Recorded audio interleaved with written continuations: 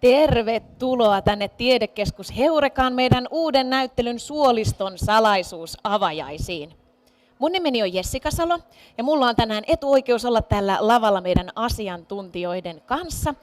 Ja me käydään vähän keskustelua siitä, miten on ollut matka tähän näyttelyyn, nimittäin se on hyvin mielenkiintoinen ja perustuu kirjaan. Meillähän on välillä vähän vaikeaa puhua asioista, jotka tuntuu vähän ehkä hävettäviltä. Ja meilläkin kaikilla on semmoinen elin, joka toimii ihan koko ajan. Ja se on aivan mahtava, hämmentävä. Ja sitten me ei oikein tykätä puhua siitä, koska jotenkin sen tuotokset vaikuttaa vähän noloilta, niin kuin kakka ja pierut. Eihän me näitä sanoja hirveästi yleensä käytetä, ja se on täysin turhaa. Sitä mieltä on nimittäin meidän kirjailija, lääkärivieraamme Giulia Enders. Nimittäin suolisto on meidän kehomme keskeisin elin. Ja tässä vaiheessa mä vaihdan kielen englanniksi, sillä vieraamme ovat Saksasta ja suomen kieli ei tällöin toimi ihan ehkä parhaana haastatteluvälineenä. Ensin minä esitän muutamia kysymyksiä ja sitten sen jälkeen teillä on mahdollisuus esittää jotakin, mikä teidän mielenne päällä on. Jos se onnistuu englanniksi, niin mahtavaa. Jos ei, niin teen parhaani yrittäessäni kääntää sitten sitä kysymystä niin, että hekin ymmärtää. But Giulia and Gill Enders, welcome here in Heureka. This is such an amazing opportunity to have you here. So we just opened our new exhibition. And it's based on the book that you two wrote together. And believe it or not, maybe you already figured that out because they have the same last name. These two are sisters. And Giulia is the author of the book and Gill is the illustrator of the book. And they work together. And I have two sisters, and I thought about us writing a book together. A total disaster, probably a murder novel or something would be the end result. But you guys made an amazing book. How did that idea come, and how did it work together? Well, the idea to write a book wasn't necessarily ours. It was more that I did a little presentation at a university and I talked about my favorite science topic, which is the gut, of course. And then after that somebody came up, approached me and asked if I could imagine writing a book. And I said, well, I can't really imagine, but I could try. And that we would work together was somehow very clear to me in the beginning, because already for this presentation I had asked my sister for help, because she's a communication designer, and my presentation was more like really grey and not so nice to look at, but my sister immediately understood everything, and we play brain ping pong. And then what I can only kind of try to describe in words, she makes a few drawings and it's right there and you can see it within a second, when it's usually a text like this. So I think it's a play. We play together when we do these things. But was it so that you lived in different cities? Yeah, at that this? time, yeah. Maybe that helped as well. Yeah, but I think it was also a very good thing for us to be sisters, because we knew each other so well that even if she told me something I didn't like, or I said this is boring, or leave it out, it's not that she thinks I'm criticizing her in a mean way, because I'm her sister, so I can tell her things like that without having bad feelings. But I also tell her what I really like, so yeah. So honest communication. Very much so. Yeah. Well, that's good. When she criticizes me, I usually feel like she's protecting me from being embarrassed in front of other people, you know? So I say, oh, so good that you say this, because I would have done this to other people and bored them with it, or something like this. So yeah, this is the person who saves you all from being bored, and I'm the person who collects the things to maybe fascinate. Yeah. I think you give yourself a little too much, a little credit, because the text is funny too. The pictures are awesome, but also the text is funny. It's not boring at all. Many things about the gut are fascinating. That's why it's such an easy topic, I think, to to really open people's eyes, because all we usually think about our gut is it's hanging out there, it's lazy in the stomach, and maybe it poops or farts sometimes. But then when you discover the science, when you discover all the facts, how responsible it is for us every day, doing all these movements, having above 20 hormones to regulate our whole workings inside, cooperating with trillions of bacteria, and a nervous system that's so independent, it moves independently. Even when your spinal cord has big damage, there's still movement in the gut. So there are so many fascinating gut information to really understand this better and have a wow and have a feel of gratitude towards it. That is, I think, a good organ to do something like this. You talked about the sensory systems, and it's often said that our second brain is our gut. So how does it work, the brain-gut coordination? How do they work together? Well, I think the term second brain is also a little bit to open people's eyes that there's much more going on than we realize. But I would still be a bit careful, because our very much primary managing brain certainly is in the head. But I think the gut is a very important counselor, maybe the most important counselor of the organs. And when you think about it, it's not so surprising, because our brain sits in this bony skull, it has a thick skin around, and it needs information to manage the body and to put together a feeling of how am I doing in this moment. So it needs information from the rest of the body. And our gut is the largest sensory organ. It has sensors to catch the hormones in the blood. It realizes what all the immune cells are doing, what quality our food has, what these bacteria that we collected from our outside world and people around us, what they are doing, producing every second of the day, every minute.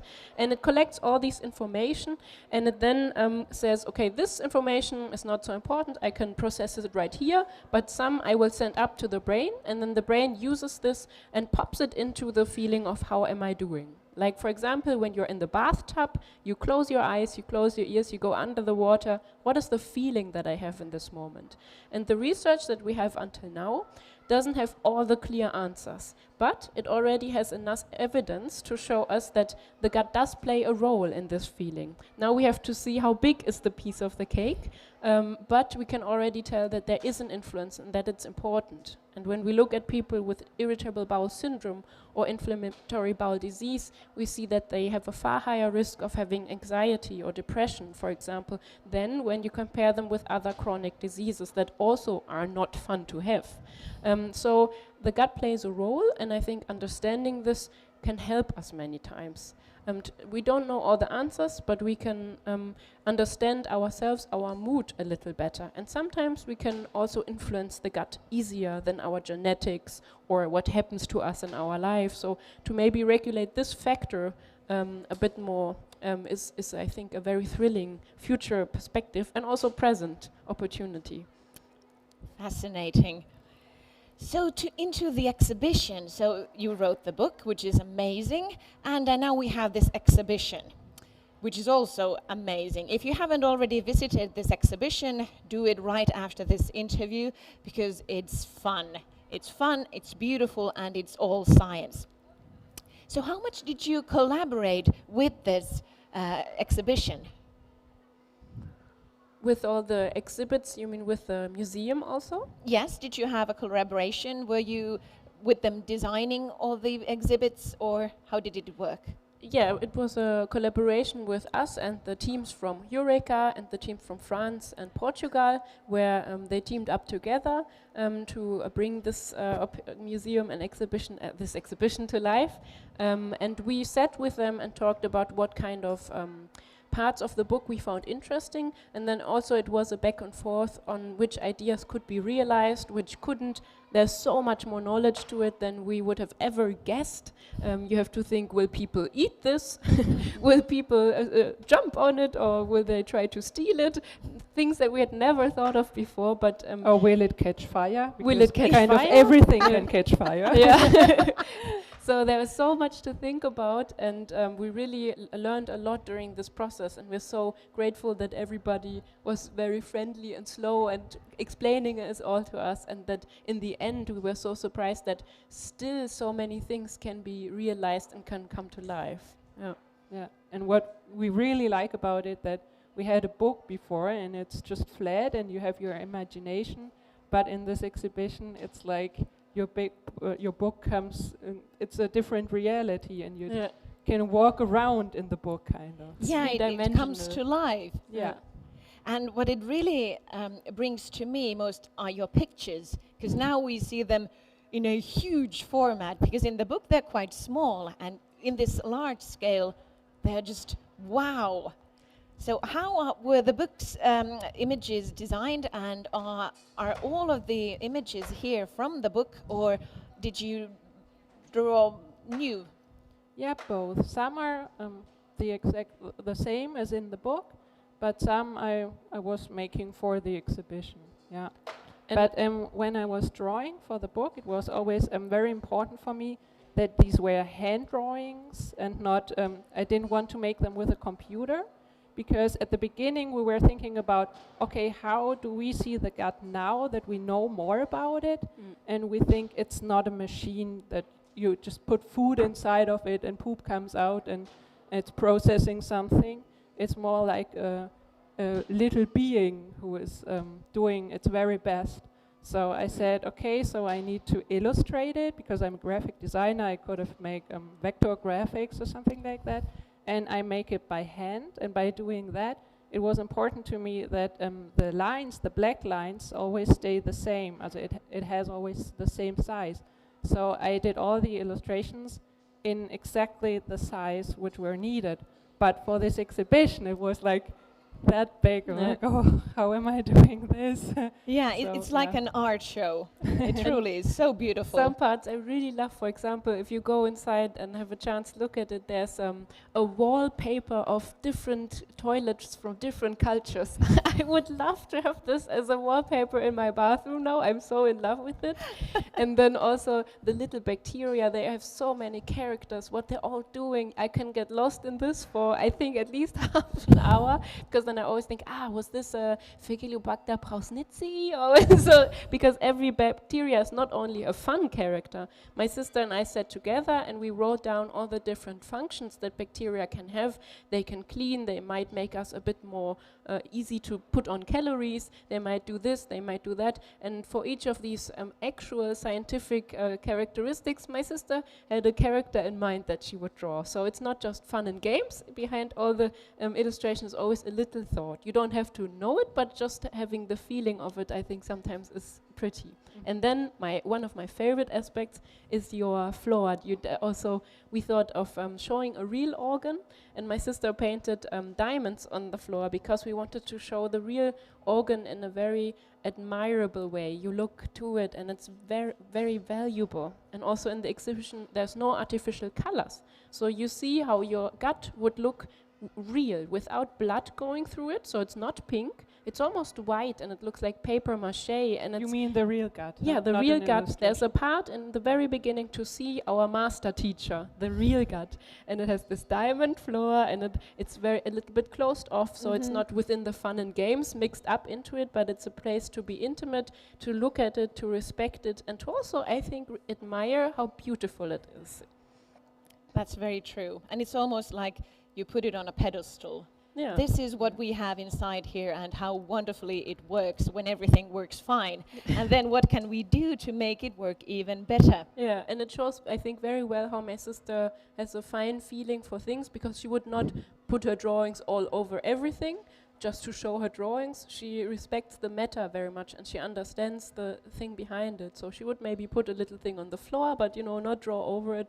And I think this is a very wonderful way of science and design working together. Each one respects the other one for what it can offer, and this is something that we both enjoyed so much working together.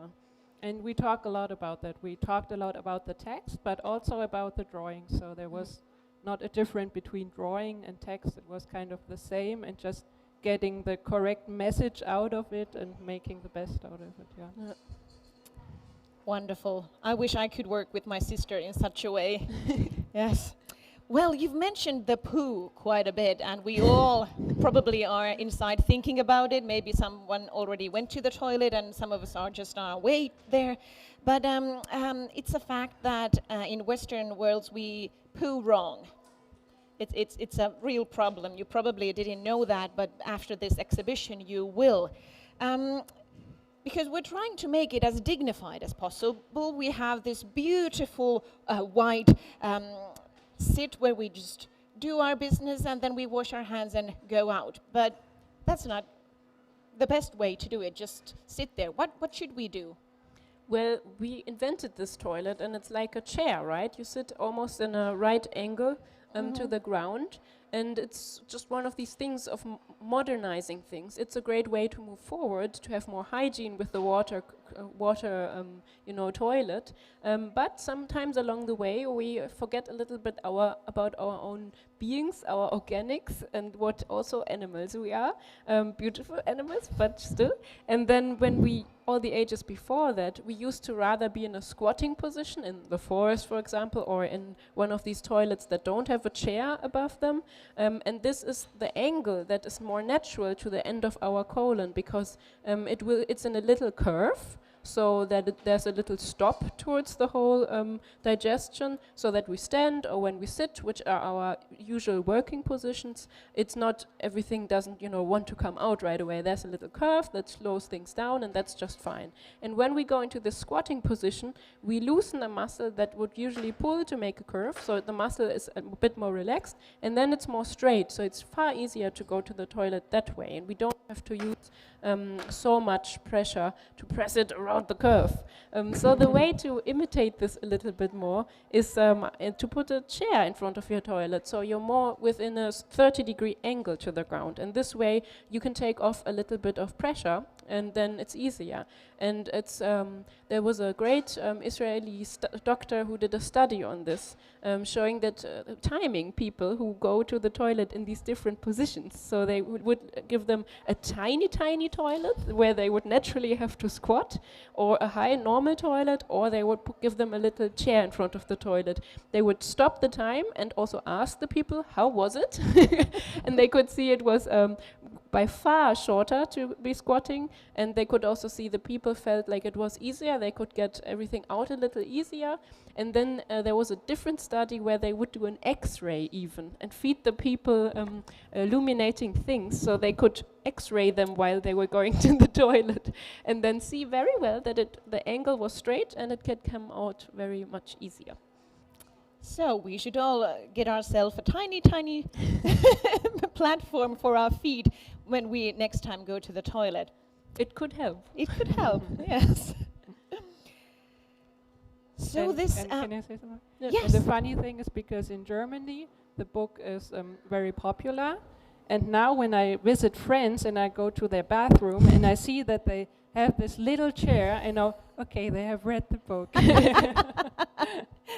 So you've toured around the world, and there must be some different conceptions to pooping and the gut. And in Finland, we're quite normal to, we go around naked in our summer cottages, and we don't feel so ashamed when we talk about our guts. We normally talk about it, how well we eat, and so it's not a taboo. But how about in other countries? How is it? I would say that's a very unique thing about Finland. We've rarely seen it like this, and it's for us beautiful because we, through learning about the gut, we got so much easier and more friendly with it, so we are now fine doing that. But especially in other countries, like also very Catholic Roman countries, Italy, Spain, Portugal, it's very much more taboo.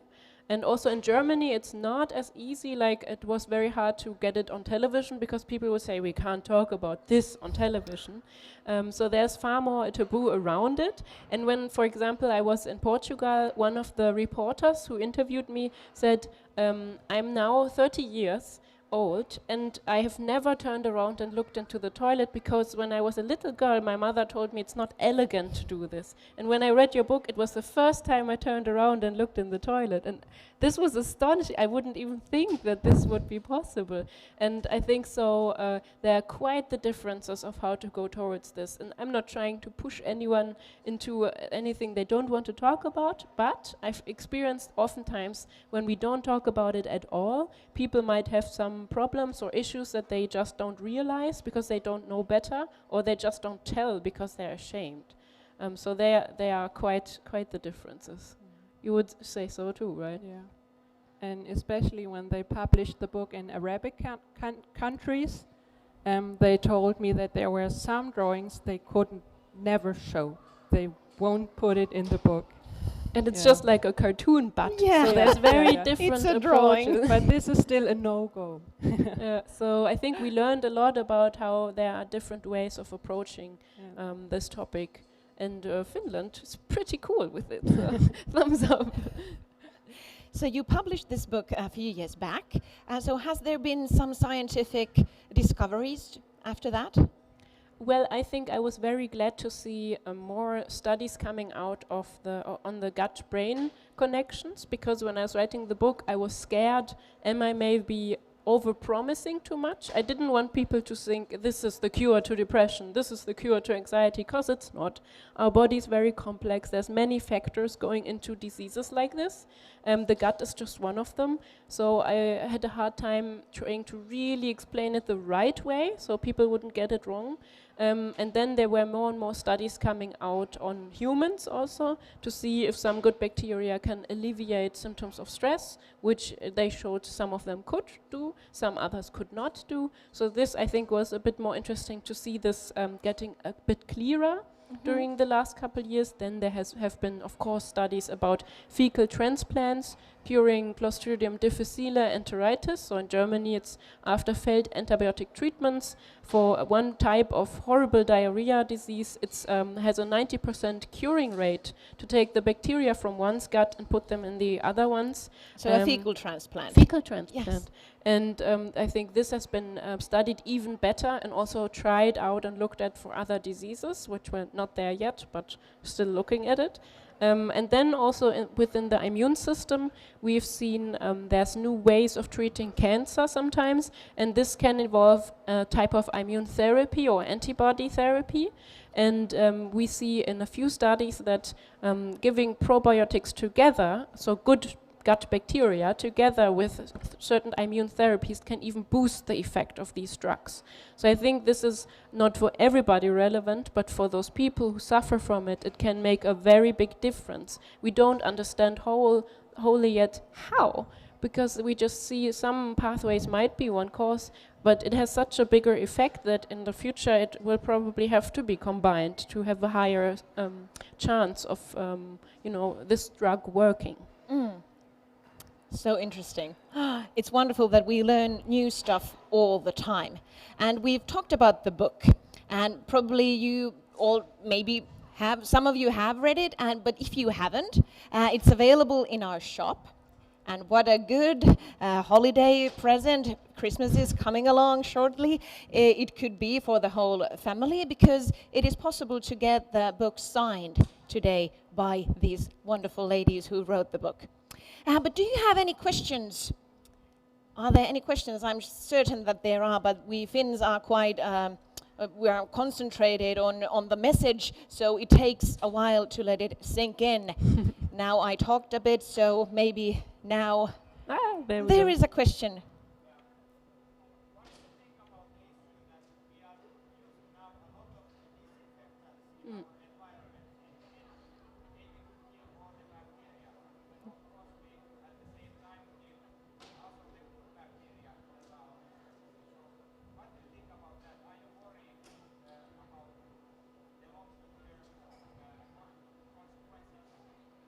So Thank you. I will repeat the question Yes, because so- to make sure everybody hears it all right, it was about that we are now using many measurements of disinfecting, especially during this corona epidemic. We have to try to be as safe as possible, and what our opinion is on that, because it could be, we're having other side effects, because we're also killing many other bacteria on our hands, for example, with this. And we talked about this yesterday, and of course it has been a big topic for us coming here. We took 4 corona tests in total to be here today, and we tried to do all the measurements right, so that it's responsible. And I think it's a moment that shows us very well how maybe people felt the first time that bacteria were acknowledged, because this was about 100 and a little more years ago. The public for the first time realized, oh, there's bacteria, little tiny beings. They realized this through the research about tuberculosis. So suddenly they know, oh, it's this microorganism causing us to die from this lung disease. So they started having rules like, do not use the same toothbrush, do not use the same towel. In Germany, they handed out a piece of paper which says, limit kissing to the erotically inevitable. So you see, they had all these measurements. Suddenly we can sort of relate how it must have been then. But what also started then was people only saw bacteria as something horrible that could kill them, which with the tuberculosis they were right, but with all the other bacteria that they didn't know of yet, they made a wrong picture. And then we had antibiotics, and we tried to kill everything, and disinfectants, and people started slowly to disinfect their normal living room floor or such. Yeah, and I think this made the whole picture a little bit crooked to the side, because when we look at all the microbes on this planet, 95% of them don't do us anything, and some really help us have a healthy gut, have a healthy immune system.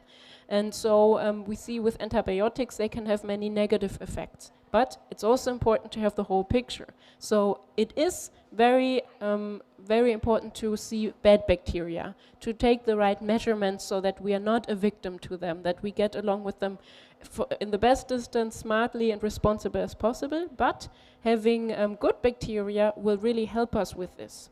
And for ages and hundreds of years, we have used probiotic or fermented foods, used good bacteria to make our foods stay good during a longer time and not fall victim to mold, for example, or bad bacteria and go bad. So we have subconsciously realized we need to nurture good bacteria as a form of protection also. And when I very concretely answer your question, which was, how do I feel about using disinfectants on my hands, for example, all the time?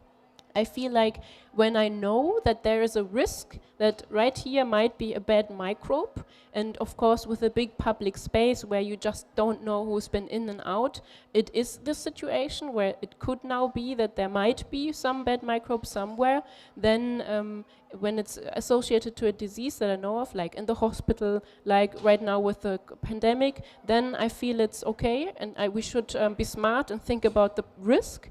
But when I wash my hands at home and there's nobody else but me and my family who also washes their hands, there's, I think, in this moment, no need to disinfect my floors, to disinfect all my clothes, because this is the risk ratio that you have to just have in mind. So disinfecting then, taking all the bad bacteria away, might then have a higher risk of killing good bacteria that inhabit the space, that make it resistant to other bacteria coming in. And this is a part of what we know from antibiotics as well. We have to make a smart decision about antibiotics. They are a business deal. They say, okay, I cure you from this bacteria that has taken too much room and is too dominant. I do this, but as a trade-off, I kill all the ones that are susceptible to me also. So is this deal a good deal? And for dangerous diseases, we say, yes, sadly it is a better deal than, falling victim to this bacterium. So we agree to the deal. So I think this is always the kind of balance that you have to have in mind. It's a balance. It's not they're all bad. It's not they're all good. We have to be the smartest middle we can be. There's also a question.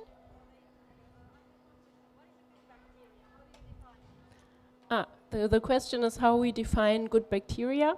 And there is a definition after which we can say that a bacteria is a probiotic, so a healthy bacteria.